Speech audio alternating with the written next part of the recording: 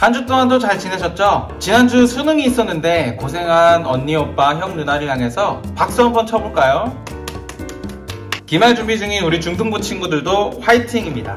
어제도 원투원으로 중등부 친구를 만났는데요. 표정 변화는 없어도 입담 좋은 친구들이 되게 있더라고요. 개인적으로 저는 마음이 좀 뿌듯했습니다. 다른 친구들도 부르면 바로바로 튀어와 주세요. 돌아오는 주에는 돈키즈 시즌2 마지막 문제가 출제됩니다. 8주 동안 완주해주신 친구들에게 격려의 말씀을 드리며 빠짐없이 참여해준 정답자 친구들에게는 따로 개별 선물을 드리도록 할게요. 그러니 마지막 퀴즈 때는 의리있게 다 참여해주시길 바랄게요. 그럼 이제 오늘의 말씀 들으러 가시죠. 오늘 함께 보실 말씀은 에베소서 5장 20절에서 21절 말씀입니다. 제가 대신 읽어드리겠습니다. 범사에 우리 주 예수 그리스도의 이름으로 항상 아버지 하나님께 감사하며 그리스도를 경외함으로 피차 복종하라. 아멘. 오늘은 추수감사절입니다. 교회를 많이 다녀본 친구들은 추수감사절이 익숙할 텐데 익숙한 추수감사절이지만 언제 어떻게 시작되는지는 잘 모르는 것 같아요. 오래전 우리의 신앙의 선배들인 청교도인들이 미국으로 넘어가 원주민들의 도움으로 첫 수확을 거두며 하나님의 은혜를 기념하는 날을 정했는데요. 그날이 바로 추수감사절이었습니다. 낯선 땅에서 도우시고 열매 맺게 하시는 그 은혜를 기억하며 감사했던 날로 오늘날 교회들도 그 뜻을 이어받아 지키고 있는 것이죠. 사실 농경 문화와 거리가 있고 배경에 대한 이해가 적다 보니 그냥 연례 행사처럼 형식적으로 이 감사절을 지킬 때가 많은데요. 그래서 그런지 이 감사하는 마음을 억지로 짜내야 될 것만 같은 그런 마음이 들기도 하는 것 같습니다. 특히 매일같이 내가 먹고 사는 게 바빠서 인색해지고 나도 모르는 사이에 이기적이게 되는 그때에 감사해야 한다는 말은 너무나 어려운 일인 것만 같습니다. 한번 생각해 보길 원합니다. 근래 들어서 무언가 감사해야 할 만한 것들이 점차 사라지고 있지는 않은가요? 강팍한 시대 속에 감사해야 할 만한 것들이 점차 줄어드는데 이런 상황에 감사라는 말은 왠지 폭력적이고 상처가 되는 것 같기도 합니다. 공교롭게도 오늘 말씀에서도 우리에게 감사라는 말을 전하고 있는데요. 20절 말씀을 보면 이렇게 말합니다. 범사에 우리 주 예수 그리스도의 이름으로 항상 아버지 하나님께 감사하며, 여기서 범사에 라는 말은 본래의 의미를 풀어 설명하면 모든 시간, 모든 일에 라는 의미입니다. 마치 좀 노래 가사 같지 않나요? 모든 시간, 모든 일에 감사하라. 말은 멋진데 이게 어디 쉬운 일인가요? 우리가 일상에서 이런 얘기를 듣게 되면 너무 쉽게 얘기하는 것 같다는 생각에 기분이 그닥 좋지는 않을 것입니다. 힘들면 힘들고 아프면 아프고 화가 나면 화가 나는 거지, 그게 멀쩡하고 기쁘고 감사하다면 그게 더 이상한 일이 아닌가요? 마치 극도로 아픈 환자에게 마약성 항생제를 투여하듯 우리의 믿음이 마치 이런 마약처럼 사용되는 것은 아닐까 하고 의심이 들기도 합니다.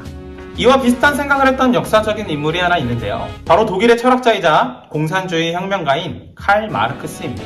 그는 이런 말을 했습니다. 종교는 인민의 아편이다.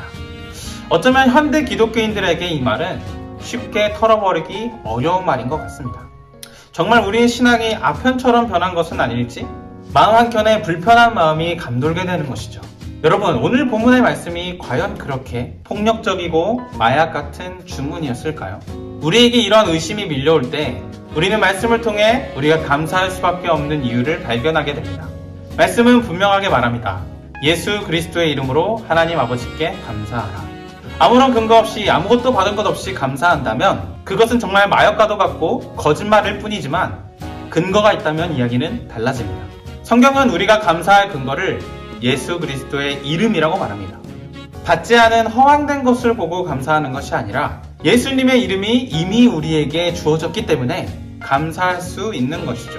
눈에 보이지 않는 하나님이 우리 눈에 보이는 인간의 몸을 입고 이 땅에 오셔서 자기 자신으로 값을 치르시고 우리의 죄를 대신 갚아주셨습니다. 그래서 예수님을 영접하고 예수님을 새로운 주인으로 모시게 되면 우리에게는 예수님 거라는 꼬리표가 붙게 되는 것이죠.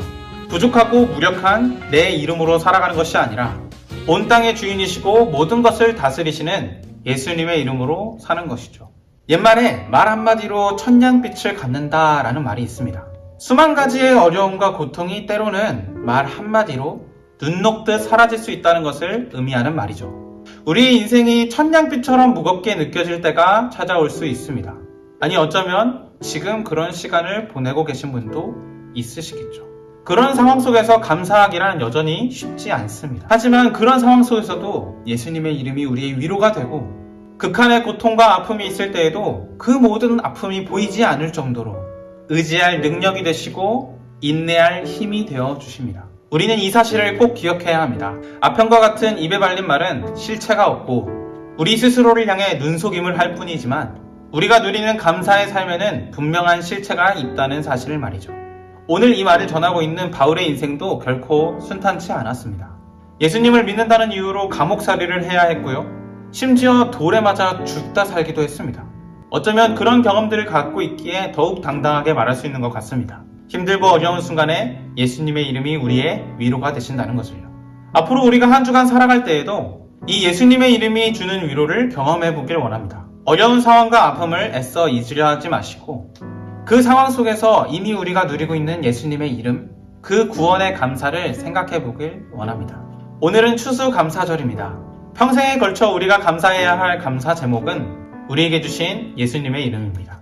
감사 제목을 적어내라고 할 때 당당히 제게 주신 예수님의 이름 때문이라고 말할 수 있는 동산 중등부가 되길 원합니다. 함께 기도하겠습니다. 하나님 아버지, 오늘도 말씀을 통해 우리가 감사할 이유를 깨닫게 해주시니 감사합니다.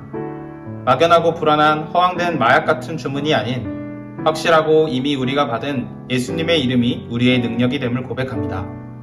고난 가운데 있는 우리에게 예수님의 이름이 위로가 되게 하시고 우리의 슬픔이 변해 감사가 되고 기쁨이 되도록 예수님께서 친히 확실한 소망이 되어주세요. 우리의 영원한 감사 제목이 되시는 예수님의 이름으로 기도합니다. 아멘.